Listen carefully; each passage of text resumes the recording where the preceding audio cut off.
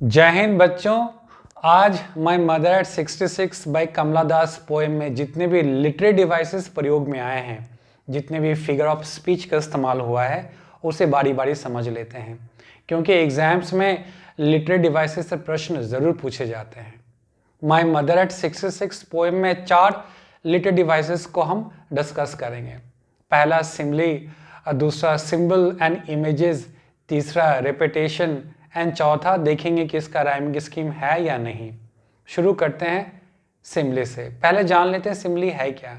सिमली में होता यह है कि दो भिन्न भिन्न चीज़ों में जिसमें एक बात कॉमन हो, उन चीज़ों में हम कंपैरिजन करते हैं, तुलना करते हैं, और इसके लिए लाइक और एज शब्द का प्रयोग किया जाता है। Simile is the comparison of two different things which have at least one thing in common and there is use of as and like। देखते हैं पोएम में सिमली कहाँ पे इस्तेमाल हुआ है। पोएम के स्टार्टिंग में ही कमला दास के मदर को डिस्क्राइब करने के लिए 3 फ्रेजेस, 3 शब्दों का प्रयोग हुआ है। Doze open mouth and her face ashen like that of a corpse. तो इसको देखना है कि her face ashen like that of a corpse, like शब्द का इस्तेमाल है, इसलिए सिमली है। यहाँ पे पोएट की मदर, कमला दास की मदर का फेस का तुलना एक डेड बॉडी, जो एक मृतक इंसान के शरीर के जो फेस होता है उससे किया गया है, और ऐसा लगता है कि कमला दास की मदर के फेस में किसी ने राख मल दिया है। तो इस तरीके से ये सिमली हुआ। क्या है? Her face ashen like that of a corpse, like है। पोएम के अंत में जब सिक्योरिटी चेकअप हो जाता है, फिर कमला दास अपनी मदर को दूर खड़ी होकर देखती हैं। फिर वहाँ पर भी कमला दास के मदर को डिस्क्राइब करने के लिए 3 वर्ड फ्रेजेस का इस्तेमाल है।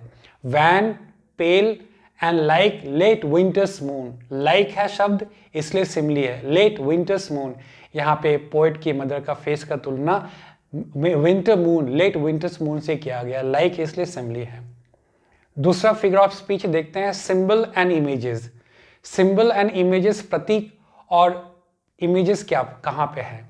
तो कार में ये चलते चलते जब कमला दास बाहर देखती हैं तो वहाँ पे ट्रीज जो है ना, स्प्रिंटिंग ट्रीज भागते हुए देखते हैं। एंड मैरिड चिल्ड्रन, तो यहाँ पे sprinting trees and married children किस चीज़ का सिंबल है, किस चीज़ का प्रतीक है?